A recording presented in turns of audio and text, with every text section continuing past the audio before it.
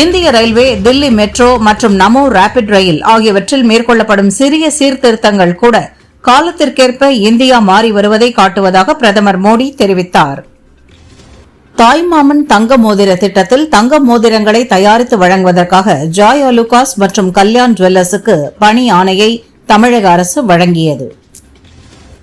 அடுக்குமாடி குடியிருப்புகளில் மின்வாகன சார்ஜிங் நிலையம் அமைக்க 50% அல்லது 50,000 ரூபாய் வரை மூலதன மானியம் வழங்க தமிழக அரசு திட்டமிட்டுள்ளது.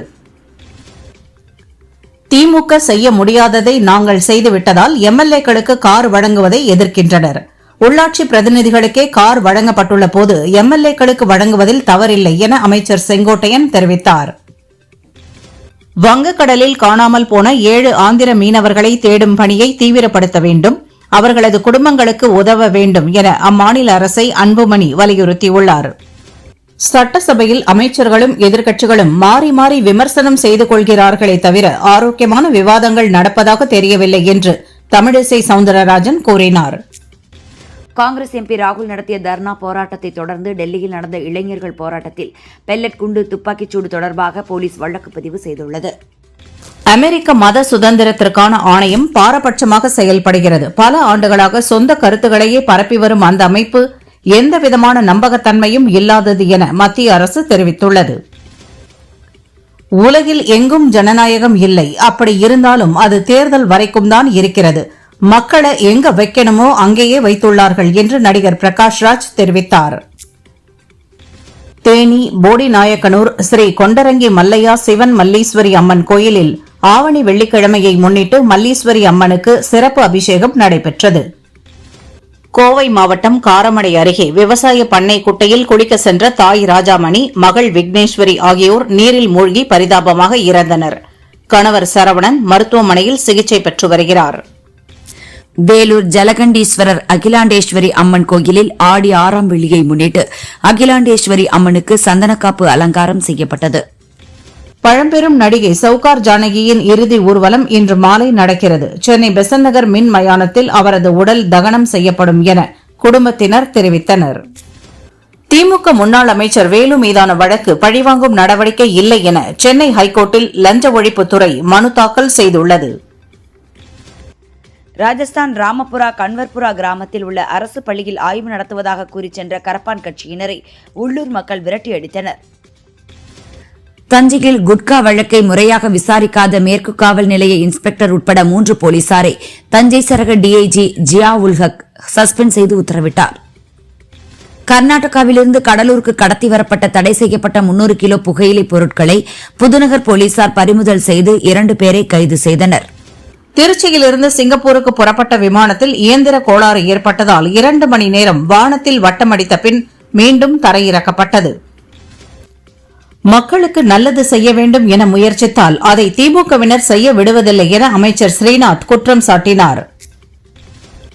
சவுகார் ஜானகியின் மறைவு வேதனை அளிக்கிறது. தென்னிந்திய மக்கள் மனதில் என்றும் புகழோடு வாழ்வார். எங்கள் குடும்பத்தினரோடு நட்போடு பழகிய சிறந்த மனித பண்பை கொண்டவர் என திமுக தலைவர் ஸ்டாலின் தெரிவித்தார். எம்ஜிஆர், ஜெயலலிதா ஆகியோருடன் இணைந்து நடித்த நடிகை சவுகார் ஜானகியின் மறைவு திரையுலகிற்கு ஈடு செய்ய முடியாத இழப்பு.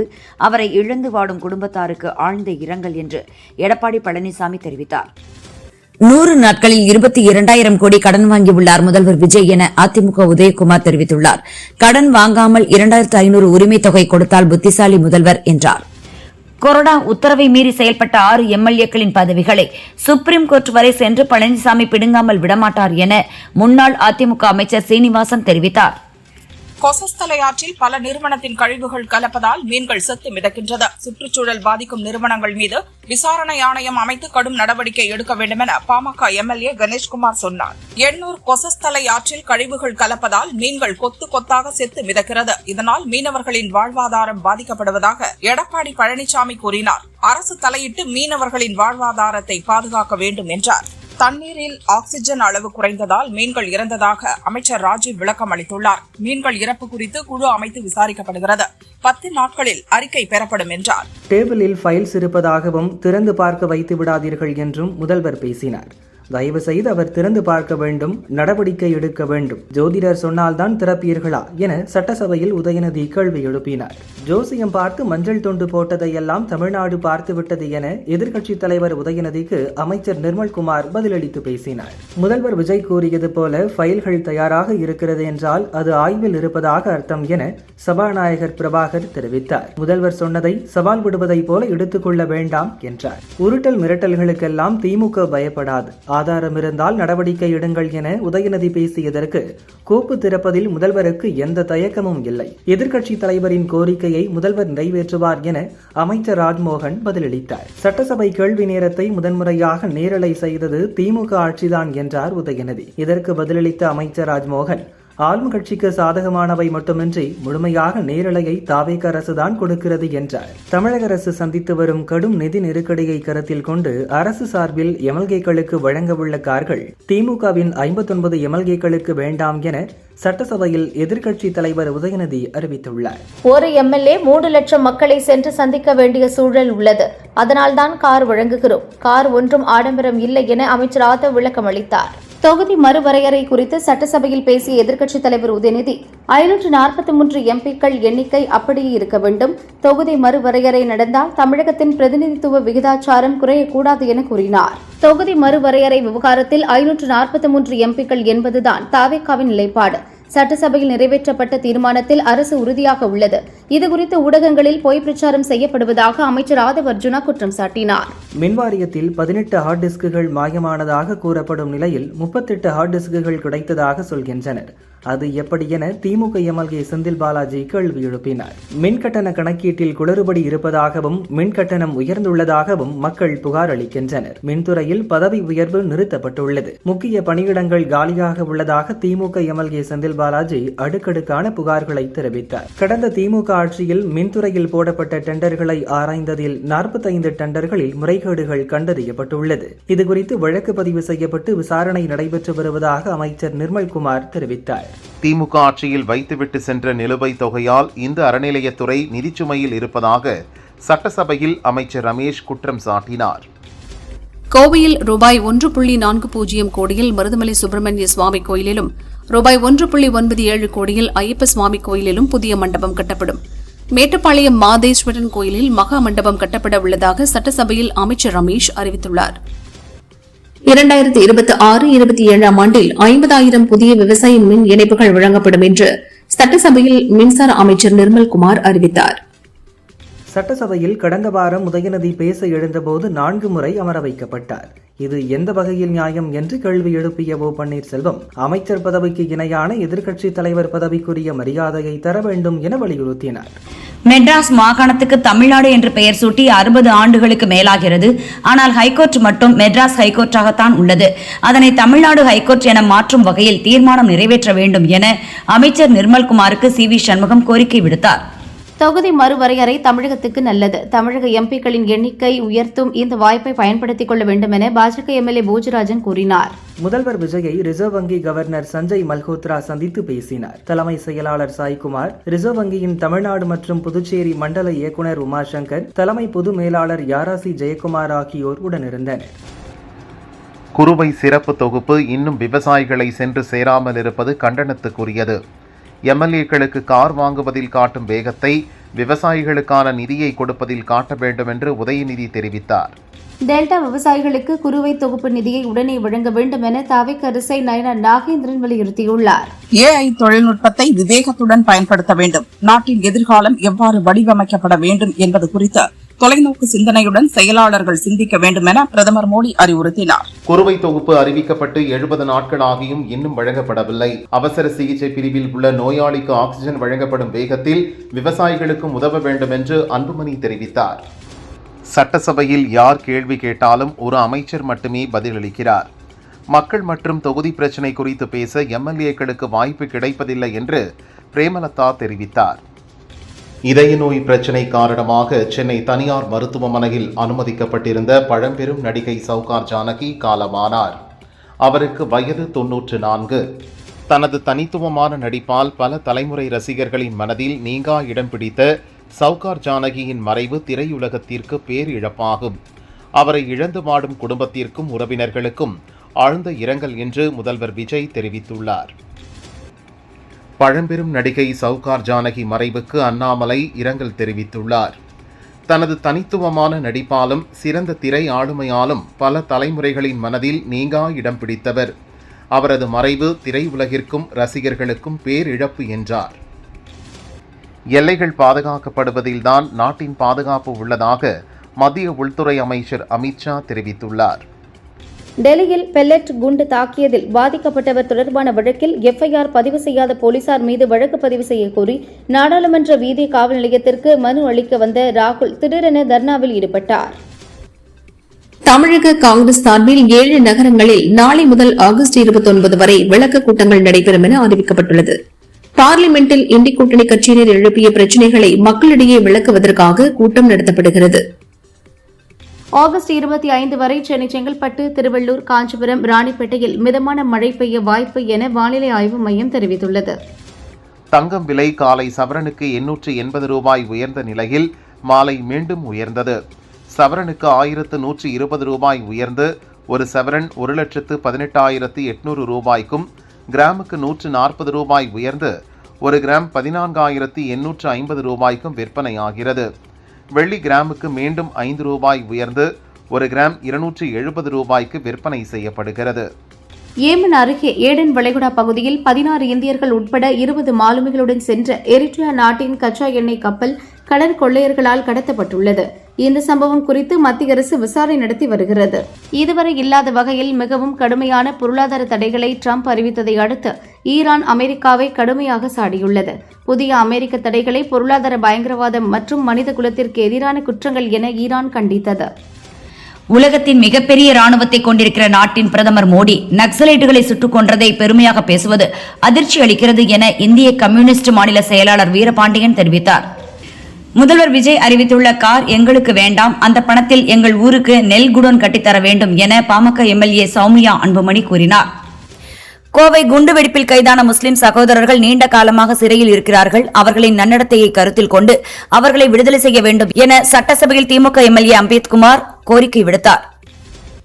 7 தலைமுறைகளுக்கும் மேலாக சினிமா, நாடகத்துறையில் தான் ஏற்ற கதாபாத்திரங்களுக்கு உயிர் கொடுத்து ரசிகர்கள் மனதில் நீங்கா இடம்பெற்ற சவுகார் ஜானகியின் மறைவு கலைத்துறைக்கு ஈடு செய்ய முடியாத இழப்பு என பாரதிய ஜனதா முன்னாள் எம்எல்ஏ வானதி சீனிவாசன் கூறினார். 2558 காலி பணியிடங்களை அரசு பணியாளர் தேர்வாணையம் மூலம் நிரப்ப நடவடிக்கை எடுக்கப்படும் என அமைச்சர் நிர்மல்குமார் தெரிவித்துள்ளார். ஆரம்ப நிலை பணிகளை உடனே மேற்கொள்ளும் வகையில் 10,000 பணியாளர்கள் 5 ஆண்டுகள் ஒப்பந்த அடிப்படையில் நியமனம் செய்யப்பட உள்ளனர் என்றார்.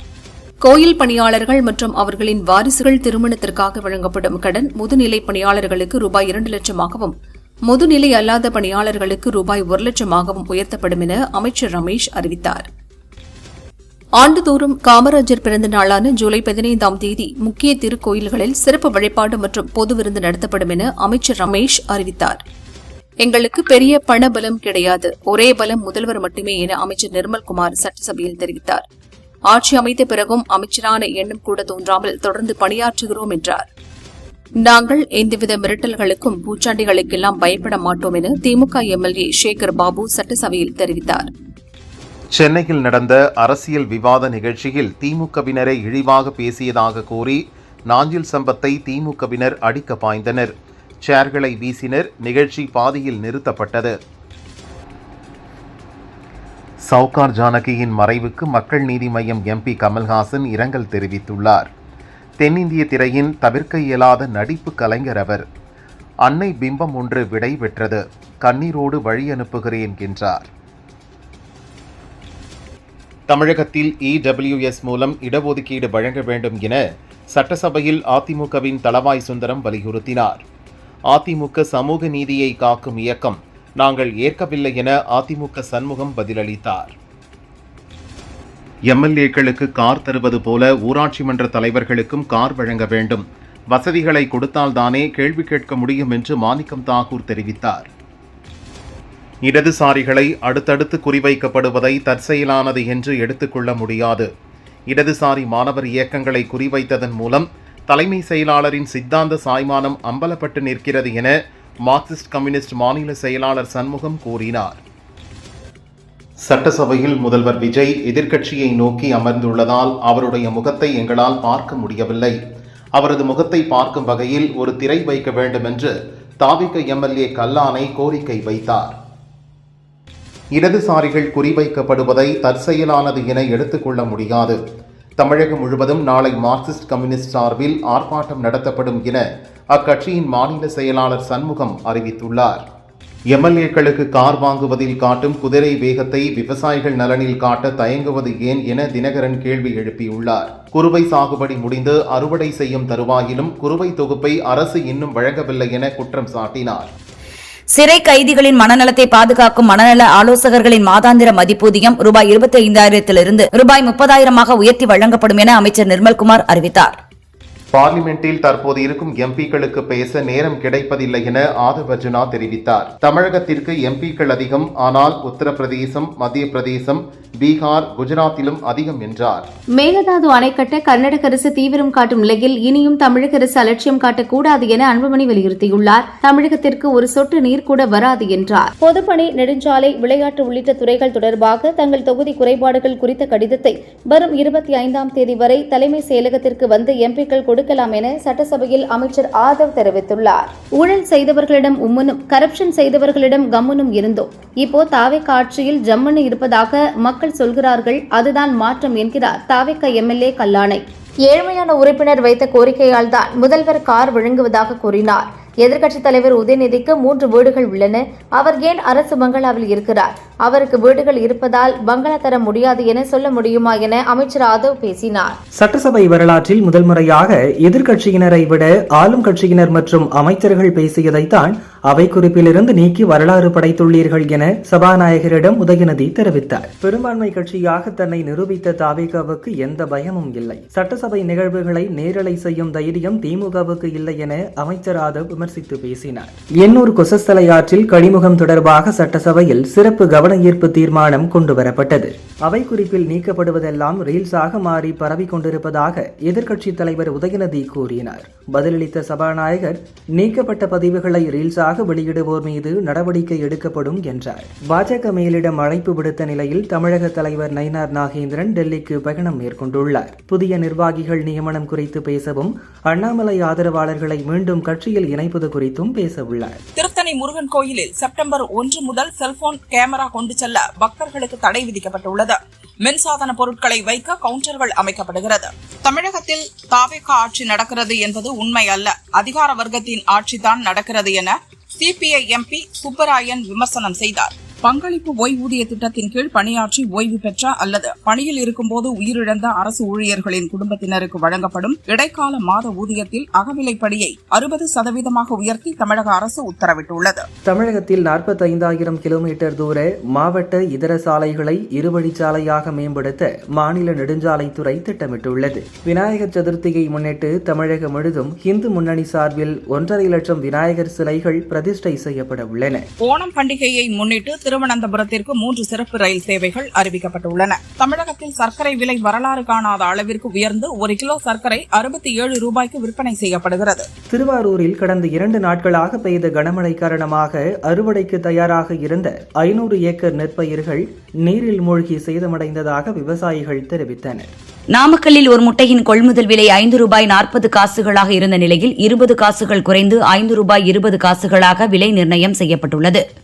புதுச்சேரி திருபுவனை தொகுதி வம்பப்பட்டு கிராமத்திற்கு 5 ஆண்டுகளுக்கு பிறகு விபிஜி ராம்ஜி திட்டத்தின் கீழ் 125 நாள் வேலை திட்டத்தை தாவேக எம்எல்ஏ 3 விதமான மந்திரங்களை ஊதி தொடங்கி வைத்தார்.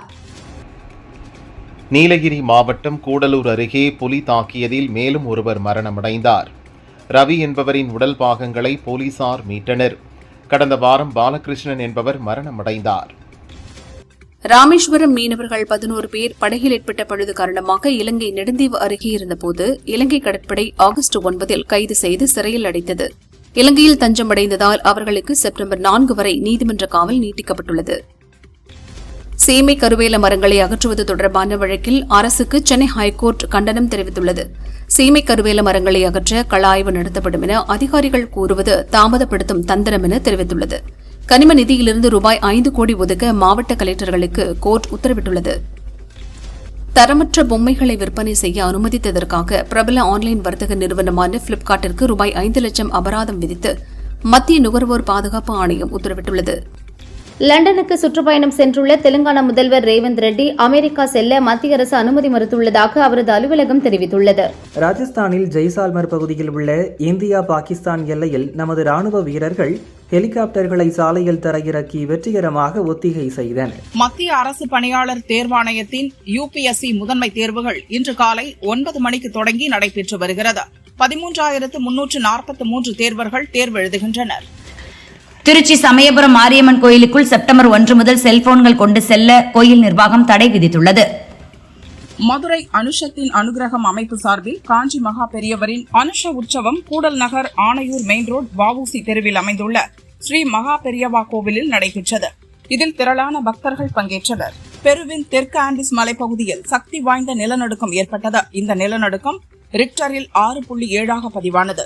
மத்திய கிழக்கில் நிலவி வரும் போர் சூழல், ராணுவ செலவு காரணமாக அமெரிக்காவின் தேசிய பொதுக்கடன் 3,840 லட்சம் கோடி ரூபாய்க்கு மேல் அதிகரித்து புதிய உச்சத்தை தொட்டுள்ளது. 73 வயதான பாகிஸ்தான் முன்னாள் பிரதமர் இம்ரான் கானுக்கு இஸ்லாமாபாத்தில் பலத்த பாதுகாப்புக்கு மத்தியில் மருத்துவ பரிசோதனை நடந்தது. சில மணி நேர பரிசோதனைக்கு பிறகு அவர் மீண்டும் அடியாள சிறைக்கு மாற்றப்பட்டார். அமெரிக்காவின் மேற்கு அலஸ்காவில் உள்ள தொலைதூர ரேடார் தளத்திற்கு அருகே வாடகை விமானம் விபத்தில் சிக்கி 8 பேர் பலியானதாக அந்நாட்டு ராணுவம் தகவல் தெரிவித்துள்ளது. ஃபிஃபா மகளிர் உலகக்கோப்பை கால்பந்து தொடர் 2027 ஆண்டு ஜூன் 24ஆம் தேதி பிரேசிலில் தொடங்க உள்ளதாக அறிவிக்கப்பட்டுள்ளது. ஜூலை 25ஆம் தேதி நடைபெறும் இறுதிப் போட்டியுடன் சேர்த்து மொத்தம் 64 ஆட்டங்கள் நடைபெறுகிறது. கன்னட நடிகர் யாஷ் நடிப்பில் உருவாக்கியுள்ள டாக்ஸிக் படம் வரும் ஆகஸ்ட் 26 உலகமெங்கும் சுமார் 12,000 திரையரங்குகளில் வெளியாக உள்ள நிலையில் படத்தின் ஆன்லைன் முன்பதிவு இன்று அதிகாரப்பூர்வமாக தொடங்கியுள்ளது. 80 ஆண்டுகளாக இந்திய திரையுலகம் கொண்டாடிய பிரபல பின்னணி பாடகி ஆஷா போஸ்லே கடந்த ஏப்ரல் 12இல் தனது 92வது வயதில் மும்பையில் காலமானார். இவரது நினைவை போற்றும் விதமாகவும் இசையில் அவரது பங்களிப்பை கௌரவிக்கும் விதமாகவும் இசையமைப்பாளர் AR ரகுமான் சிறப்பு வீடியோ ஒன்றை உருவாக்குகிறார். இதில் நடிகர்கள் ரஜினி, கமல், சல்மான் கான் உள்ளிட்டோர் இணைந்துள்ளனர். இதன் வெளியீட்டு விழாவும் பிரம்மாண்டமாய் விரைவில் நடக்க உள்ளது. ஜெயிலர் 2 படத்தை முடித்துவிட்டு அஸ்வத் மாரிமுத்து இயக்கத்தில் தர்மன் படத்தில் நடிக்கிறார் ரஜினி. அவருடன் சிம்ரன், ராஷி கண்ணாவும் நடிக்கின்றனர். அனிருத் இசையமைக்கிறார். மருத்துவ பின்னணியில் உருவாகும் இப்படத்தில் தெலுங்கு சினிமாவின் இளம் நடிகர்களில் ஒருவரான ராம் பொதினேனி நடிக்க உள்ளார். இவர் லிங்குசாமி இயக்கிய தி வாரியர் படத்தில் ஹீரோவாக நடித்தார். இயக்குநர் லோகேஷ் கனகராஜ் நடிகராக அறிமுகமான DC படம் ஆகஸ்ட் 7இல் வெளியானது. அருண் மாதேஸ்வரன் இயக்க வாமிகா கபி, சஞ்சனா கிருஷ்ணமூர்த்தி முதன்மை வேடத்தில் நடித்தனர். ரத்தம் தெரிக்கும் காட்சிகளுடன் சான்றிதழுடன் வெளியான இப்படம் 2 வாரங்களில் ரூபாய் 100 கோடி வசூலித்து ஆச்சரியப்படுத்தியுள்ளது. நடிகராக முதல் படமே ரூபாய் 100 கோடி வசூலித்திருப்பது லோகேஷிற்கு மகிழ்ச்சியை தந்துள்ளது.